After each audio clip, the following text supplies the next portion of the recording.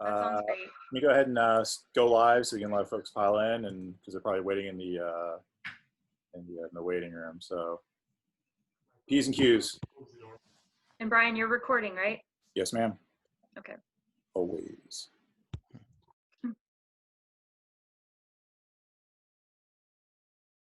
Yeah. So I think I'll go ahead and start. I'm Jessica Dill, president of the Atlanta Economics Club. Thank you all for tuning in today for our program. Before we started, I actually scrolled through our attendees list to see who was joining us. Normally we'd be in person and we'd be networking and I would see your great faces and know who's new and introduce myself or who's returning. I don't have the pleasure of doing that today, so I scrolled through the list and it looks like we have several returning members, so thanks guys for continuing to support the Atlanta Economics Club and for coming back. But we also have several new folks, and so I don't know how you found us, but I'm glad you did, and we're really happy to have you with us here today. Before we get started and jump right into the program, I wanted to make a few announcements just because we don't have the opportunity to touch base very often. And so probably the most important thing I want to mention is our scholarship update. So as many of you know, we, the Atlanta Economics Club, have offered a scholarship since 1992 for local area economics students pursuing an undergraduate or graduate degree. Our scholarship application is live. You can go to our Atlanta Economics Club website to access the application form. The deadline for applications is November 1st, so that's fast approaching. Fortunately, we have started seeing the submissions roll in, but if you are a student or if you know of a student, please encourage them to apply, because I think relative to maybe other scholarships, this isn't the number of applicants is relatively low, so your odds of being selected are relatively high.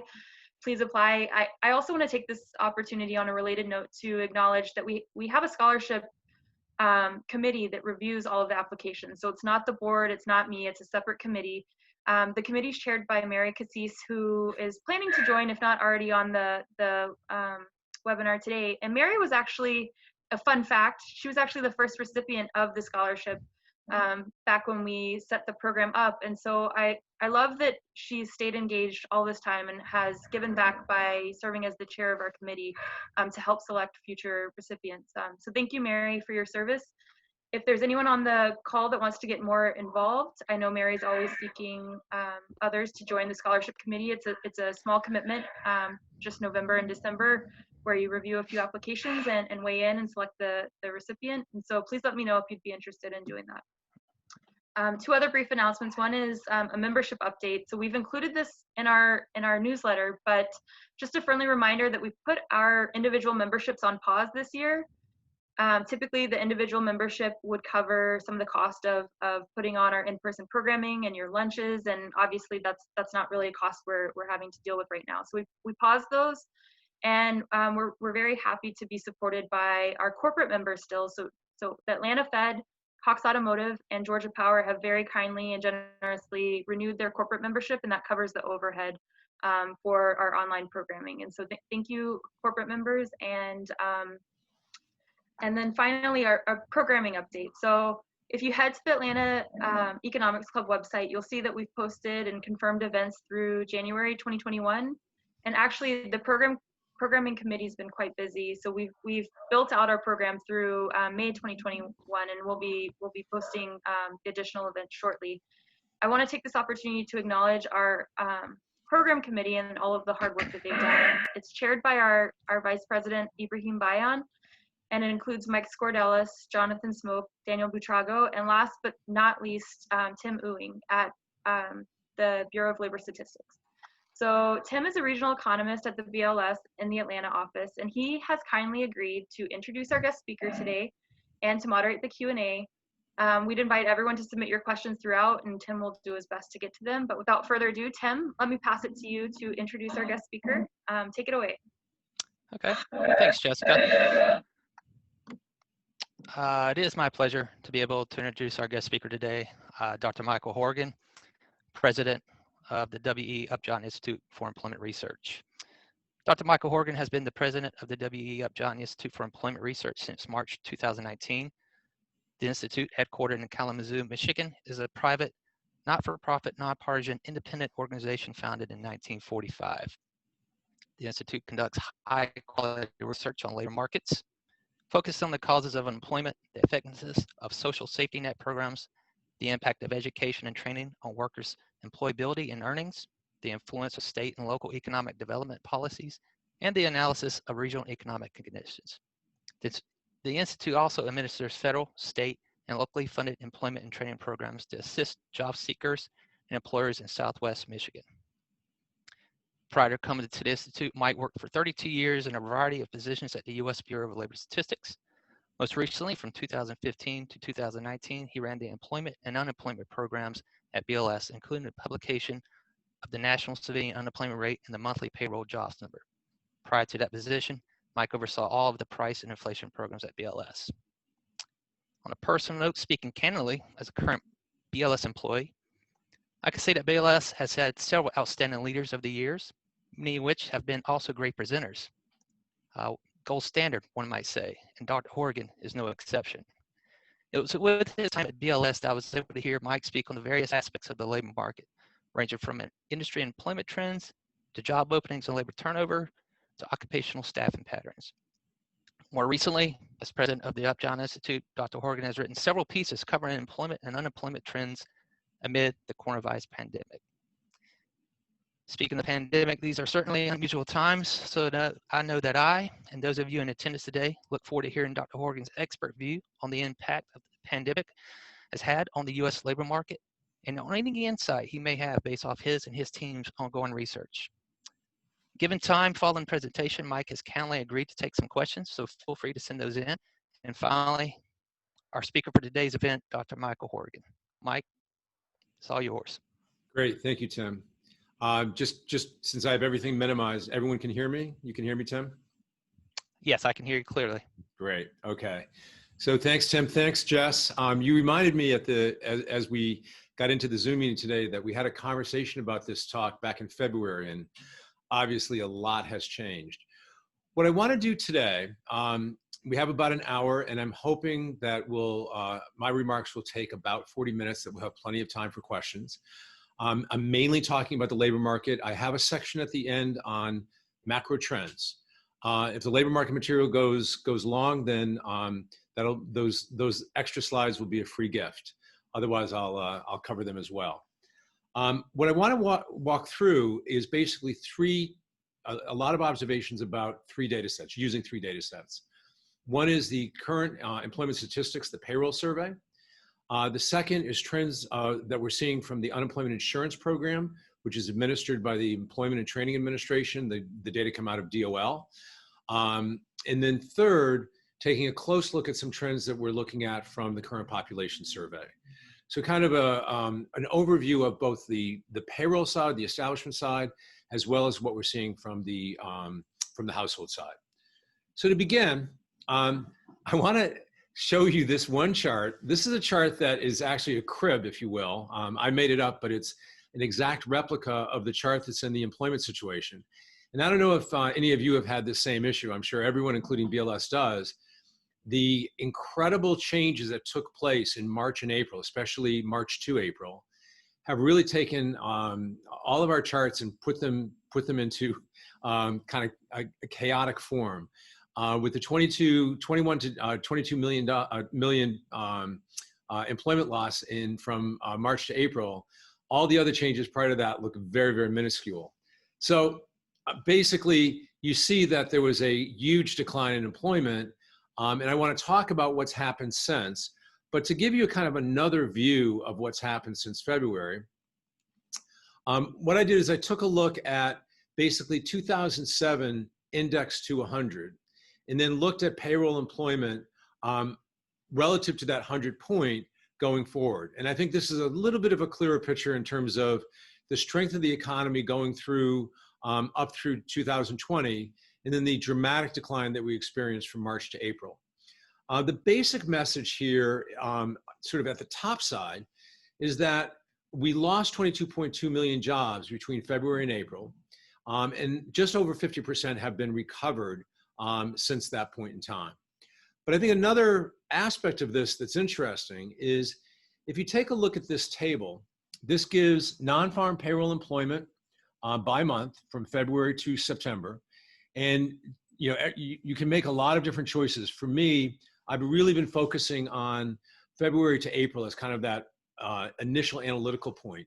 You can certainly look March to April, but things did start between February and March. It was much slower loss, but still there was a loss that was recorded. And you can see from the third column, we lost 22.1 or 22.2 million jobs. The fourth column shows the aggregate gain that we've had from April to September. But the point I want to make with this table is that if you look at the second column, there's been a bit of a weakness in the gains that have come back. We started at 2.8 and then 4.8, fairly strong gains, but then 1.8 and 1.5, and then last month, 661,000. So there's been a bit of a slowdown in the pace of the recovery. And obviously everyone is anxious to see what the numbers in October will bring. Like I said, it started fairly strong, but there's been recent weakness. So I have a few slides and some research that I've been doing, taking a look at basically CES payroll employment by industry and asking, what do we know from CES payroll employment about the loss of jobs between February and April, and then the jobs that have been gained back from April to September. So I want to take two looks at this. One is the industry look, which you can get right out of the CES numbers. But then I also want to take a look at some sort of measure of wages. So to begin with, what I started with is I took a very careful look at a sectoring plan for the economy using CES payroll data, where I basically tried to find 4-digit industries that could roll up to the total. And when there wasn't sufficient detail at the 4-digit NAICS level, then I used the 3-digit aggregate instead. But basically, I have a sectoring plan that if you add them all up, and this is, of course, independent seasonal adjustment won't match the total precisely. But if you add them all up, what you get is total employment for a given month in the economy across a sectoring plan that is as detailed as you can get from the CES payroll survey. And then what I wanted to do, and you can see it on this chart, I wanted to look at the job losses by what I call low wage, middle wage, and high wage industries.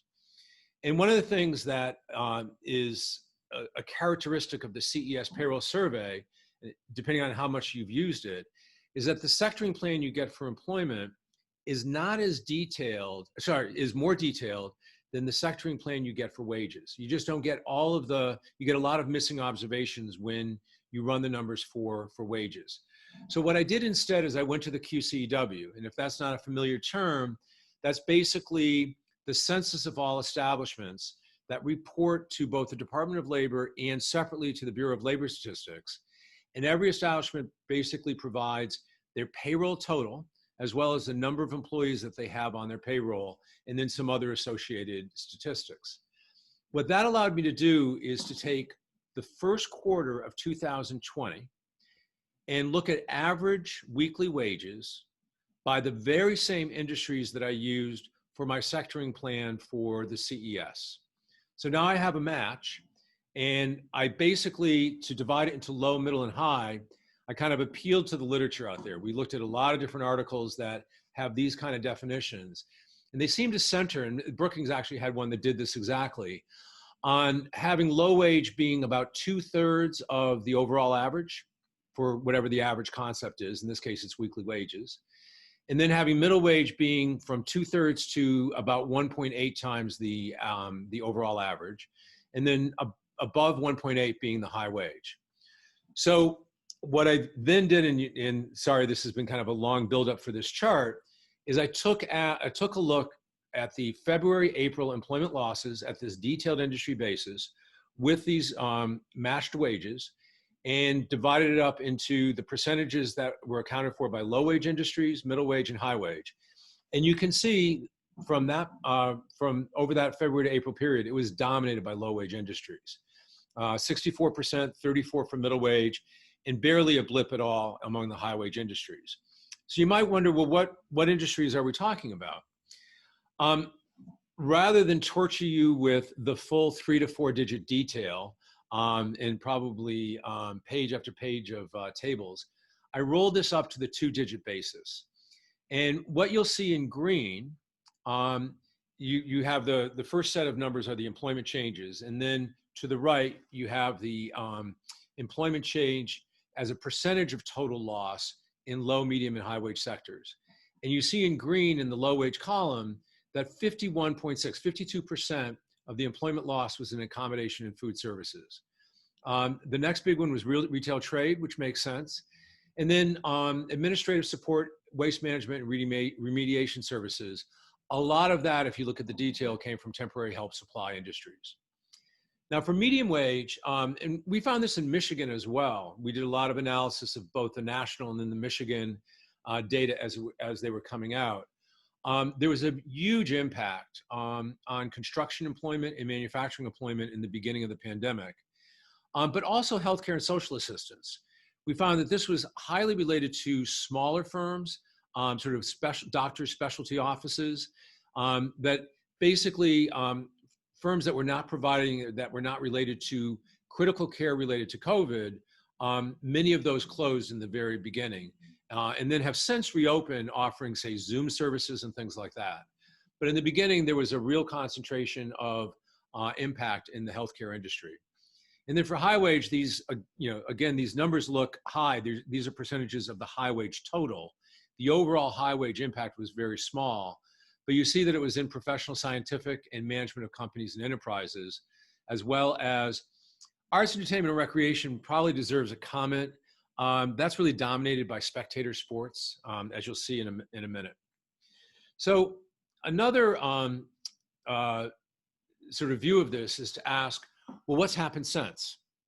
What's happened from April to the current period? Now, if you look at the title of my chart, it's listed as April through August, September. And the reason for that is in the CES data, you don't have the full industry detail published every single month.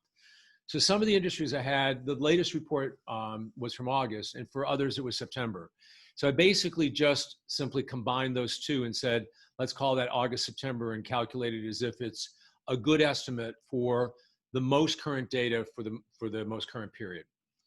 And there you see that the losses that were suffered by low wage have then been rebounded with a 69% share of the increase between April and September among low wage firms, and middle wage 31.2. And again, high wage didn't do much in the loss column, and they haven't done much in the gain either. To give you another sort of visual sense of this, what I did is I just basically looked at a scatter plot where each dot represents those detailed industries that I was talking about. And I think this is, as I said, a little easier than scrolling through a table. The aspect ratio on this is slightly off, but basically the blue dots are to the left of the orange and the orange are to the left of the gray because of the way that I did mutually exclusive and exhaustive categories of low, medium, high. But you can see with the depth of the blue that there were tremendous losses among low wage industries, and also there was significant losses in the medium wage industries. If you then take a look at the April to September, you'll see, and I'll show it to you in just one sec, the blue dots rise up, and there's also a rising up of the orange as well. So you can see that there was a lot of recovery with the low wage industries, even though most of these industries are still below the levels that they were at in February.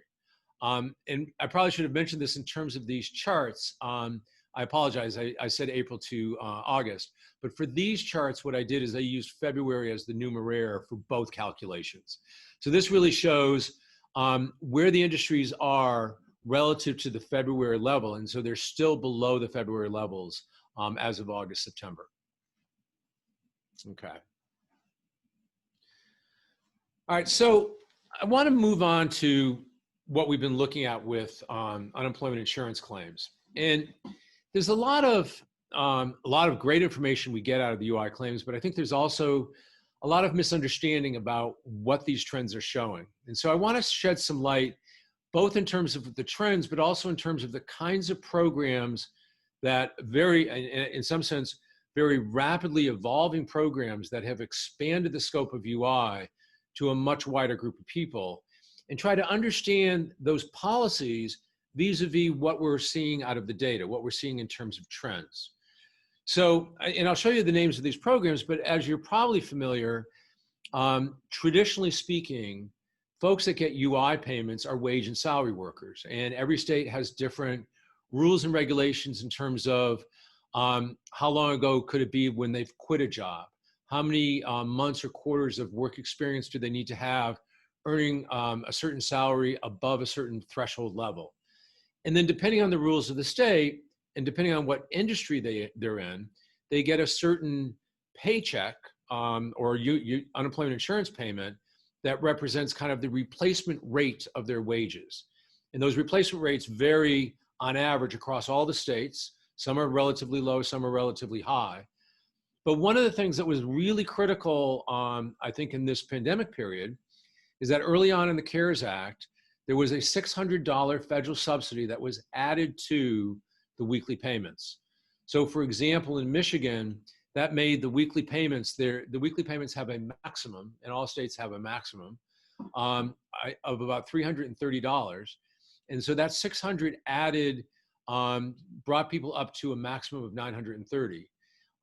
So it basically had a tremendous incentive in terms of providing income protection for people when they were laid off from work. And that's going to be an important point to consider when we look at the relationship between unemployment insurance data and the data that we're seeing out of the current population survey, which is, as I mentioned, a source of some confusion that people have in terms of what the numbers are showing. So again, to kind of show you a chart that is kind of tough to interpret because of the very high spike, you can see the label for 328. There really was a surge in the week ending 321, and then the peak hit at the week ending 328. Basically, the unemployment insurance data reported as of the week ending on a Saturday. And so the weekly claims peaked at 6.9 million. They've now come down to about 898,000 as of the most recent report.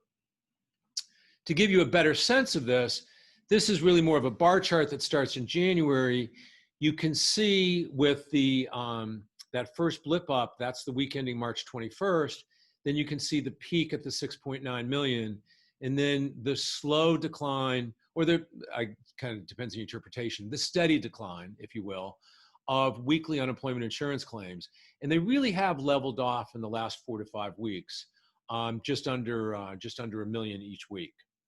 But there's still, and a point that I think is worth making, even at the levels that we've had the last 4 or 5 weeks, they're still at historically high levels relative to the experience since the data go back to about 1967.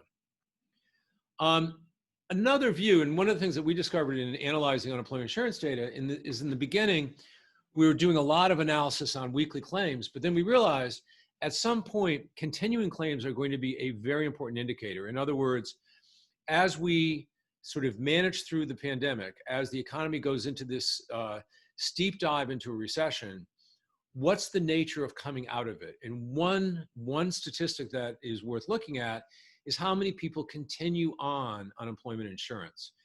And you see there that like the weekly claims, but basically at a slower rate, there's been a decline in the number of people who have continued claims.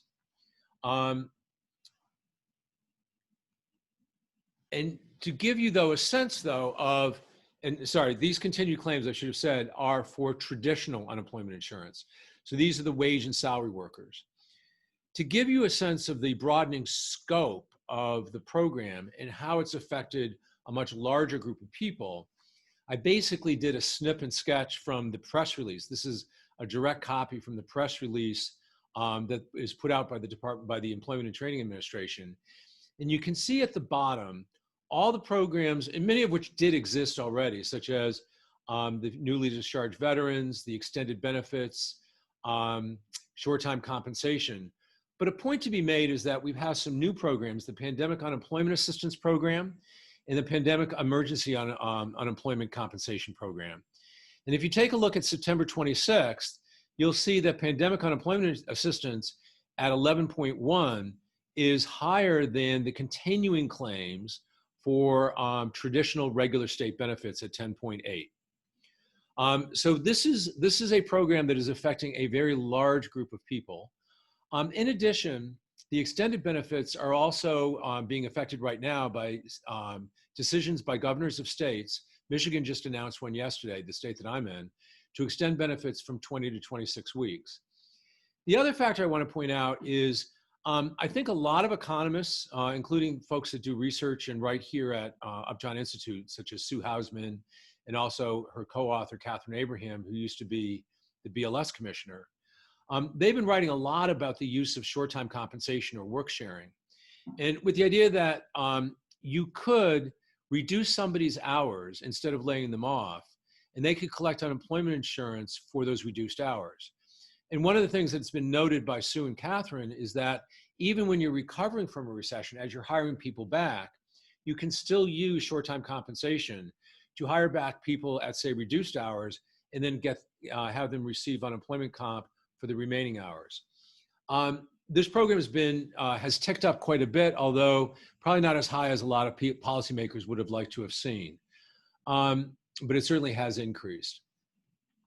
So to give you a sense of where this total kind of resides, what I did is I wanted to look at this in terms of the continuing claims for all unemployment insurance programs. And so taking the totals, not just the traditional, but the continuing claims for all the pandemic, the short-time compensation. And I expressed this again as kind of relative to a numeraire, in this case, the February 2020 civilian employment level. And I'm using not seasonally adjusted data because one of the things that comes out of the pandemic unemployment insurance data is that they're not seasonally adjusted. So they bounce a little bit, but what you'll notice, I think, is that you have a fairly high percentage of the peak employment in February before we went into the recession. The percent of folks that are continuing to claim unemployment insurance from all programs has been coming down, but very, very slowly. And it's still well above 15% of that employment total. So it kind of gives you a little bit of a different view, but there is a bit of confusion about how can we have so many people that are claiming UI when in fact, and I'll show you these next on the CPS, when the unemployment numbers themselves are so much lower. Well, the reason is that with a lot of these programs, you can be working, you can be working on pandemic unemployment assistance. You can be working even while you're collecting. So unemployment insurance is not capturing unemployment as a concept as it is traditionally defined by the Bureau of Labor Statistics. And I think that's important to keep in mind to understand the difference. All right, so a final point on unemployment insurance is I just have to give a shout out to all the unemployment insurance systems across this country. They've had to deal with just a massive influx of claims, unlike anything they've seen before. And I found it interesting that last week in the press release from DOL, there was actually a note that came out that said California is going to stop reporting for 2 weeks while it addresses their backlog in claims. So this has been, I think this kind of problem has been repeated for just about every single state. I know in Michigan, there was basically a call to arms to get lots of different program units helping out with trying to process claims and reduce the backlog. So I don't underestimate the challenge that has been faced by the system. And I also think in the future, there's going to be a lot of conversations about what should be the scope of benefits in the future. All right, so for the last section, I want to talk about the relationship between the unemployment insurance and the CPS, as well as what we're seeing in the CPS. So this is a chart that I didn't have to redo in any way. It shows the dramatic increase in the unemployment rate. One of the issues that you might be interested in, and I didn't do any slides on this in this particular for this particular presentation, is the fact that there were a lot of things written, including things written by BLS, about how the unemployment rate was underestimated because of the misclassification of people as employed but absent from work instead of being classified as unemployed. And I just want to note, I applaud the BLS for being very transparent in sort of talking about this each month in their box note, and also providing estimates as to what the potential impact has been. what you'll notice in those box notes is that the impact got smaller and smaller every single month. So the misclassification issue, while there, has been getting less and less. But nonetheless, whether you think that the unemployment rate went up to 20 or stayed at 14, it peaked up and it's been coming down, and rather quickly, even though it's still fairly high relative to the 4% that we had before the recession began. You're either going to love this table or I'll have to apologize for it, but I really kind of like the concept of this table because it shows how to think about unemployment insurance vis-a-vis the CPS. And sorry, I just took a sip of water. If you take a look at the first column, these are initial claims by week for the week endings 3/14, 21, 28, and those are just the numbers each week. The next column in blue basically is the running total, the cumulative total. So that basically starting in 3/14, the week ending 3/21 all the way to 4/18, you got 26.5 million people who filed for unemployment insurance. So if you know about the CPS, you know that the data collection week is the week including the 19th, and the reference week is the week including the 12th. And to be honest with you, I should have had those CPS numbers in the last three columns in the 3/14 row. I apologize for that. I realized that this morning after I sent the presentation off. But basically, what those three numbers are, it says 7.1 million people showed up as unemployed in the March report. The next time we get a report is in April.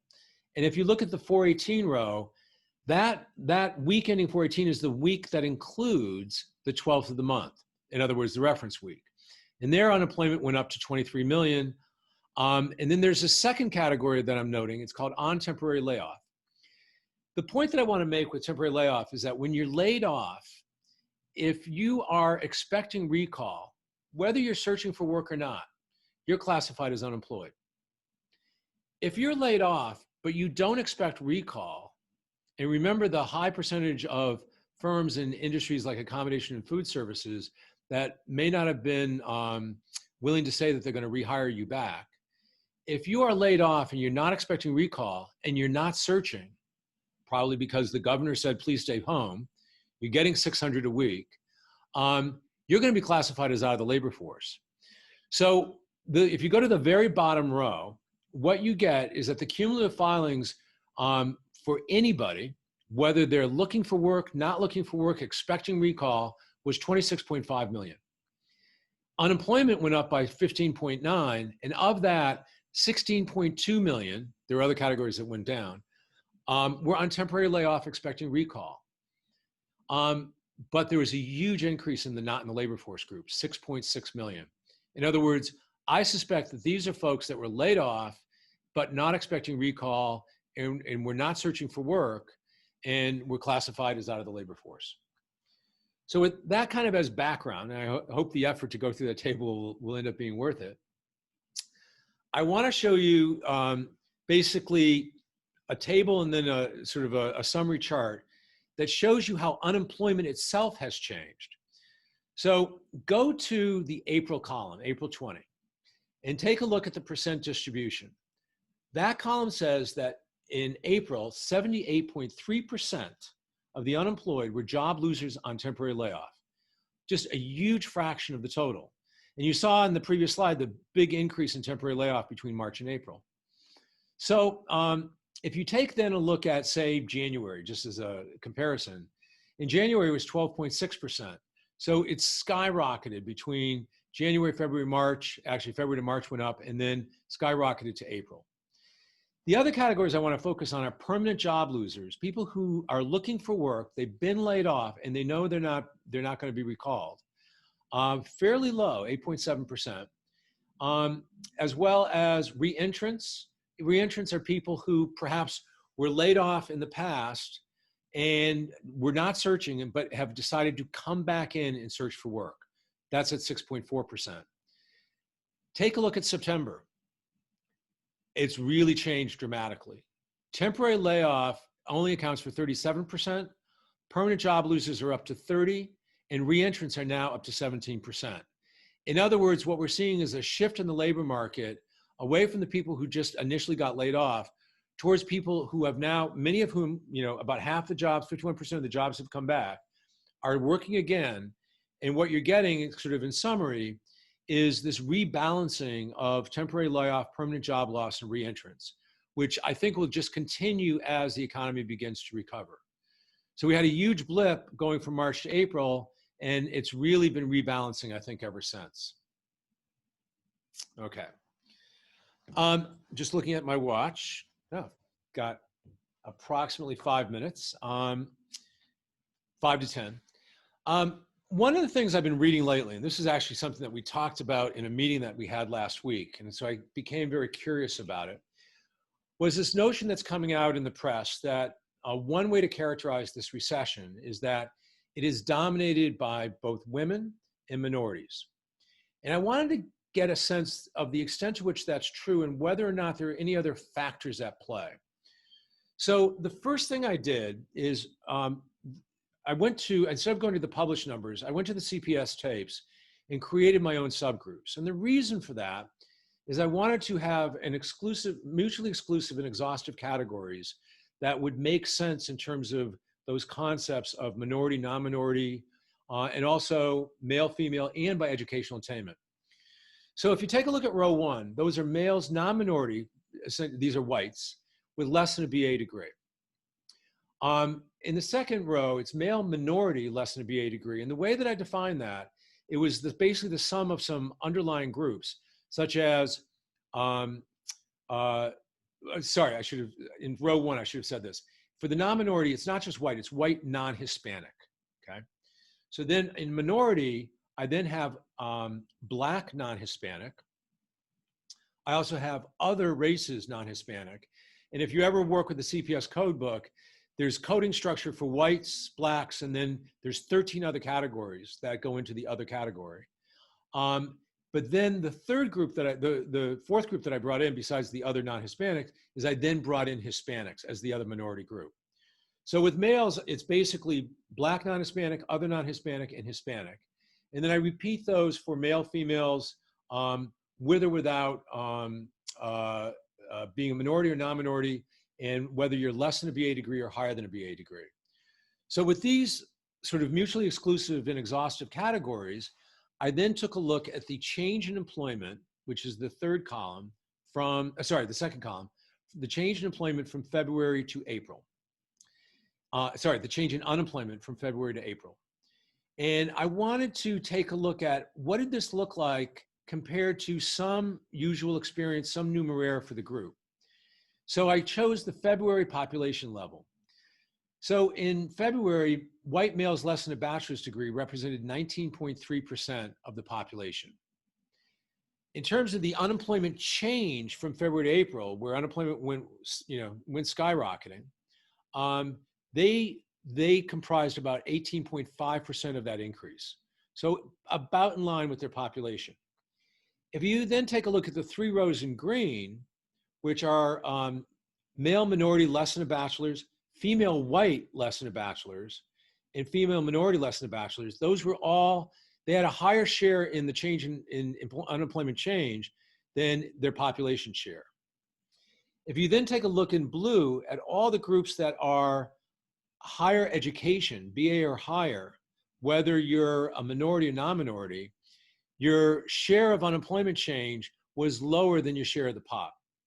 So in other words, the way that I would characterize this is that yes, there's a real concentration of both women and minorities, but it's really focused, I think, on those with less than a bachelor's degree. And it would also include white females less than a bachelor's degree in terms of the impact.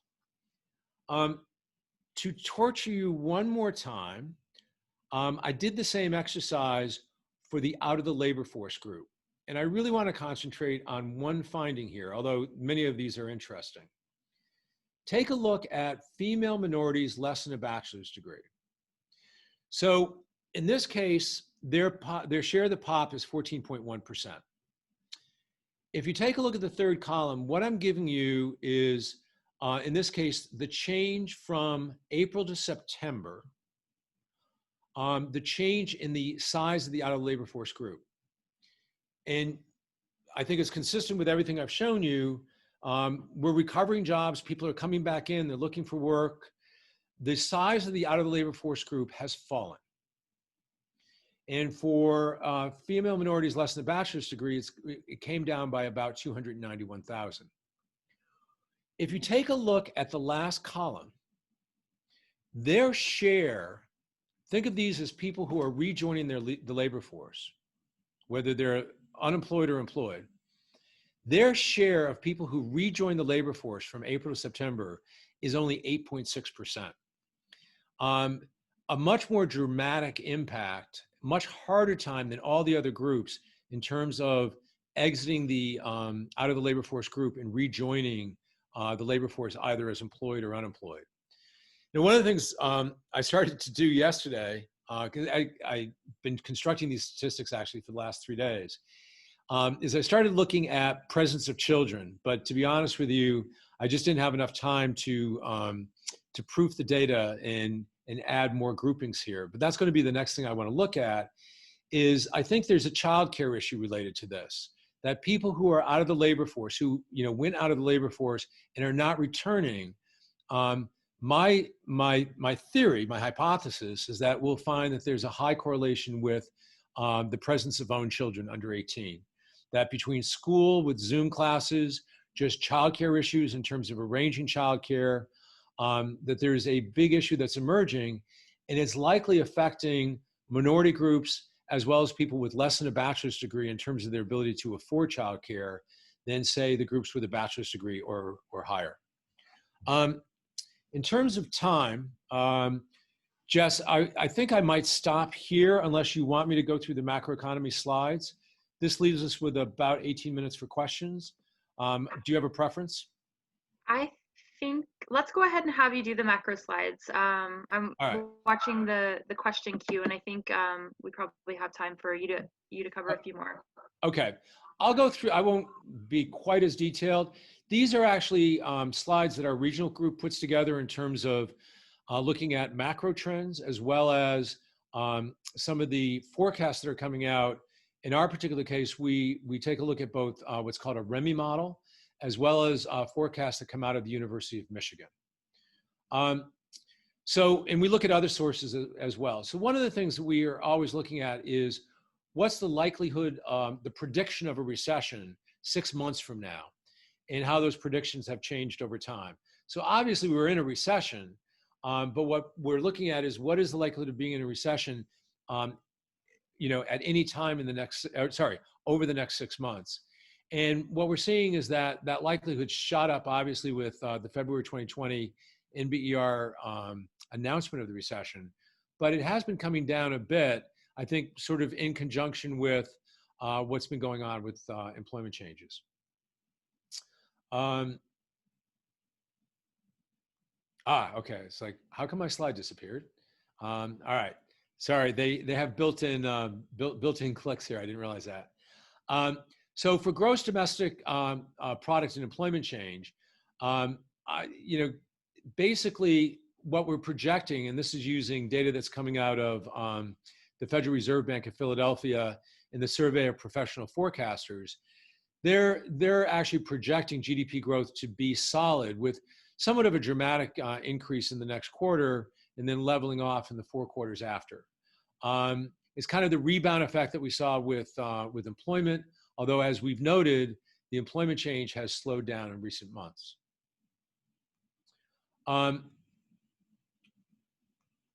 Sorry, there's a lot of clicks. So these are the employment changes that are projected here. And again, what you're seeing is kind of what we've seen in the last few months, a real slowing of payroll employment change for each quarter. Consumer confidence obviously took a hit. This is the index of consumer confidence from the Conference Board, as well as the index of consumer sentiment from the University of Michigan. But both are showing an uptick in the last couple of months. Not dramatic, although the index of consumer confidence did climb above the 100 mark, which it had back in 2007, and also the one that it hit back in 2016. So the University of Michigan produces national, state, county level, and they revise these, especially now in COVID. They've been revising them much more often than they had in the past. This is an interim estimate, the most recent one that they've released, and what they're showing for 2020, which is basically all the current data plus their forecast for the remainder of the year, is that we'll take a pretty large hit in GDP of 4.9%, with a rebound to 3.6% over the 4 full quarters of 2021, with that big blip in the first quarter. Employment will grow at 2.1. Light vehicle sales, and there's a real question here in terms of sort of the impact of working from home, less travel, whether or not, and this is kind of a conservative figure at 15, less than the 16.9 in 2019. An unemployment rate, which is predicted, even now it's the unemployment rate is lower than this, but basically I think the message that they have with this forecast is that it's slowing. And obviously a continued slowdown of housing starts and a modest return of inflation, although much lower than the 2% that is favored by the Fed. As you can see with light vehicle sales, there was the obvious dip that occurred after the Great Recession, and then the dramatic dip that we had in this current recession, although they've begun to rebound a bit. These are on annualized rates, a bit in the last few months. And then finally, one of the things that we pay a lot of attention to in Michigan, part of the reason why my regional group has this slide in here, is that Class 8 truck orders, which is an important part of the automobile manufacturing industry, have actually been doing quite well in the last couple of months. And they've just reached their highest level since 2019, which in talking to my regional group was a bit of a surprise in terms of what's going on. And that is it.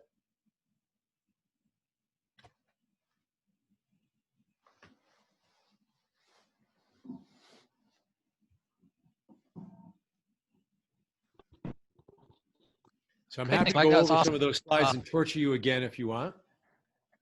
I personally appreciate the part when you went over the UI. I was actually wishing I heard that on Monday because I had a long conversation with somebody from an employment service group, and he was trying to tie to 2 data sets, the number of employees in the BLS to the number of UI claims. He was asking why they wouldn't match up even though they are closely related. But we have a few questions. I'm gonna go ahead and present you to first. First one we have here, how have seasonal, for example, teachers who's in education contributed to the job gains, particularly in July, August, and September of 2020? Sure. So I'm gonna, if it's okay, I'm gonna stop sharing my screen. I was just having a lot of trouble hearing you, Tim. You were breaking up. So is this in the chat or the Q&A? The Q&A? Okay, I got it. Q&A would be the first that's up. Yeah, so how have seasonal jobs, especially teachers' education jobs, contributed to these job gains, particularly in July, August, and September? Yeah, so that's a really good point. Many of these, depending on the series and the level of detail you have, many of these series are seasonally adjusted. But nonetheless, I think that they do have an impact. I haven't looked at the percentage in the education sector in terms of the percentage of the total gain, but traditionally speaking, you get impacts, and as the questionnaire noted, in July, August, and September. What we always notice in looking at payroll employment data is that depending on when the contracts are signed, you can get blips starting as early as July. In terms of when teachers start coming back. So I apologize, I don't know the exact percentage in terms of their share of the total changes, but I know that it's traditionally the case that they have a pretty good impact in July, August, and September. And then the thing obviously that we always start looking for, and depends on what the holiday season will be like this year, is the hiring up as early as October in some cases, maybe even September, of workers who are working for companies that, that provide delivery services for the holidays. There's a second question that, can we get the slide deck? Absolutely. I'm happy to. I don't have any notes with the slides, but I'm happy to share the deck. Okay, go ahead. Yeah, and then the third question that I see is, can you explain why seasonally adjusted data are used for unemployment and claims data when it seems important to understand what's happening in real time? There's a fairly complicated answer to that, which is that unlike just about any other series in the world, the initial claims data and the continuing claims data are weekly. And there's actually very few people in the world who are experts in the seasonal adjustment of weekly data. And the one person, and obviously the staff that work with him, works at the Bureau of Labor Statistics. And they've been providing seasonal adjustment factors to ETA for many, many years. The reason that it's done for certain claims data, which the data that I showed you for initial claims and continuing claims, those are both seasonally adjusted and they report not seasonally adjusted. The reason that the other programs like pandemic unemployment insurance are not seasonally adjusted is they simply don't have any history. And you know, it's not a firm rule, but generally speaking, you have 7 years of history before you can seasonally adjust. I won't speak to the weekly, but I think it's similar. Does your forecast have an assumption about an additional stimulus package, especially for state and local governments? And if so, how does it influence the forecast? I will be honest with you, I don't know the answer to that question. And I can certainly get an answer to that question. This is the RSQE forecast. My understanding when in talking with them is that they have different scenarios. I've seen them model different scenarios with and without a CARES package. So that's definitely true. I just don't know in the particular ones that I showed you whether or not it has an assumption about a second CARES package. And obviously that's a real shifting slope or slippery slope in terms of what that's going to look like. Did you do an age breakdown? So this would be an age breakdown for, I think probably the results on the minorities in educational attainment. And the answer is yes, I did. And I wasn't, so in terms of aggregating them up, I didn't see huge differences emerging, or the differences that emerged were consistent with what I found for educational attainment and for minority status. And so, yeah, I can certainly report them separately. At some point, you're going to have to do a regression because you're basically torturing the data a little bit too much when you do a 4- and 5-way break. So that's why I try to keep it to what I thought were the most salient trends.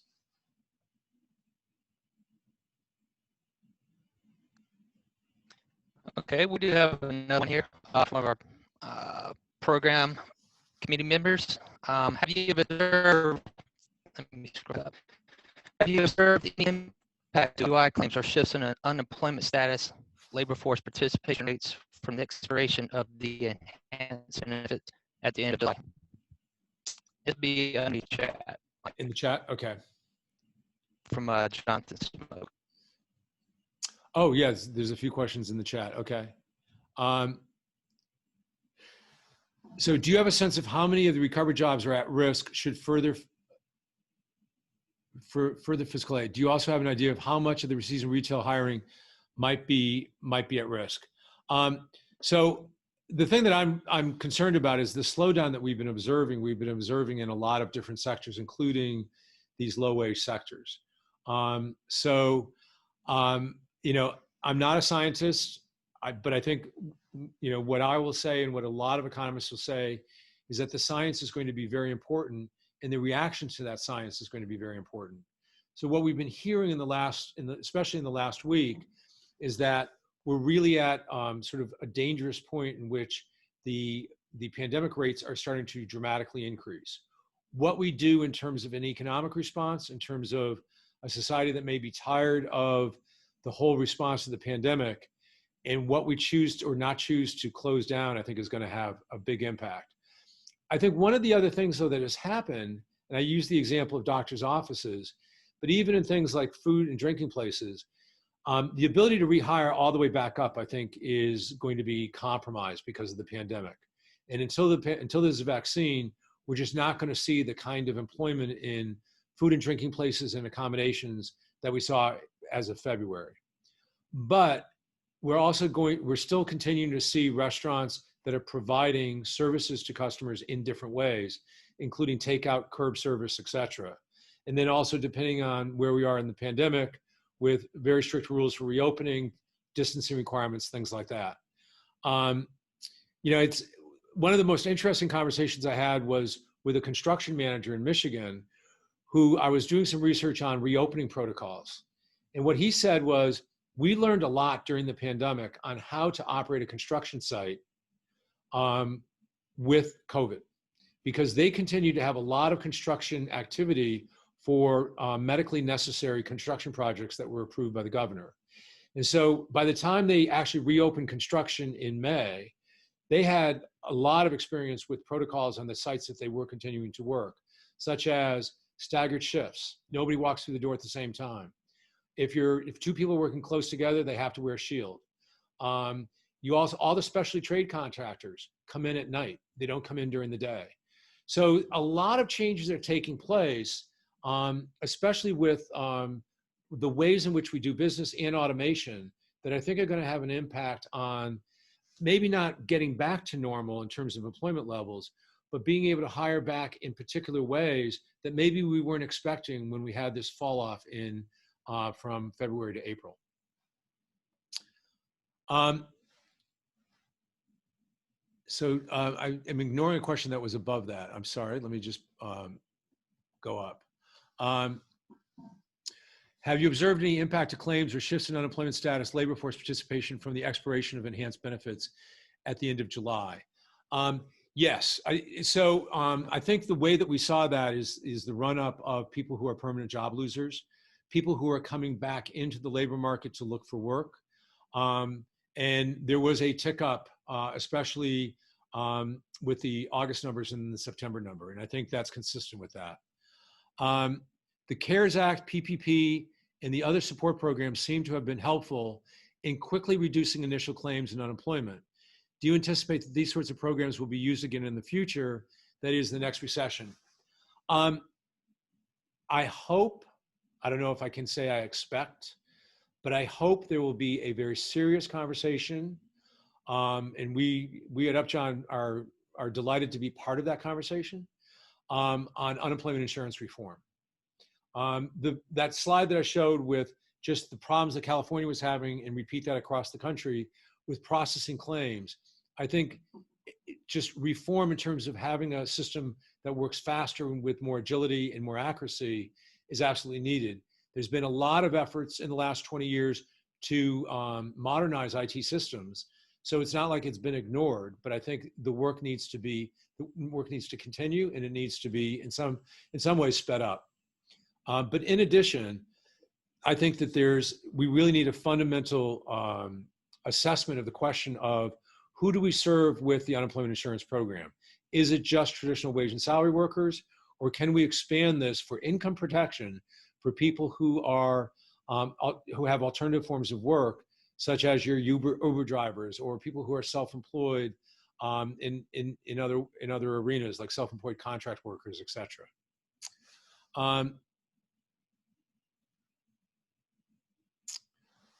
Does BLS publish data on the degree to which employees are employed at reduced hours? Yes.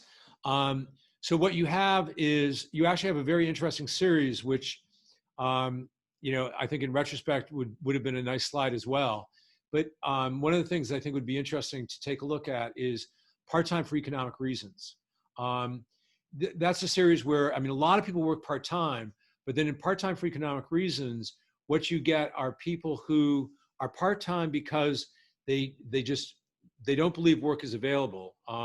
Full-time work, they can't find full-time work. Or they also have firms that are just not offering the full-time work. So it's, and that has really gone up, obviously, since the beginning of the recession. From Jessica, as a housing person, I found that the macro forecast about housing starts to be interesting. It drops from 118 to 1.08 in 2021. Many experts believe we are currently undersupplied. Do you have thoughts on why the forecast for 2021 might be lower? And do you think the drop is a response to the challenges on the labor side or anticipating less demand from home buyers? Do you think this incorporates any lingering impact from the pandemic? So I think there's a lot of different elements to that question, but in some ways, I agree with all of the assumptions that you're making. I think there is a supply side issue just in terms of the ability to do all the construction projects and get them done quickly. But I think what's really operating is the demand side in terms of the impact of people who are out of work, whose incomes have been seriously reduced, even though we have historically low interest rates. So I think really what you're seeing right now is kind of a prediction based on the forecast that's related to being in a recession and lower economic activity. And was that it? Yep, that's it. And we're just after 1 o'clock. So thanks, Mike. Thanks for your time. Thanks everyone for all those questions and answering them in the detail you did. Our next AEC event is November 10th at 1 p.m. and will feature a transportation panel featuring Griff Lynch for the Georgia Port Authority and Patrick Casey, GX. Ariane Ibrahim Bayan will moderate this discussion. Please take note, we moved it from November 11th as we didn't want to interfere with Veterans Day plans. And also note the time change, we'll be starting at 1 p.m. For everyone out there, thanks for attending. Take care, stay safe, and continue to practice social distance so that we can resume our in-person program sooner than later. And once again, thanks, Mike. All right. Thank you, guys. Thanks, Mike. Bye-bye.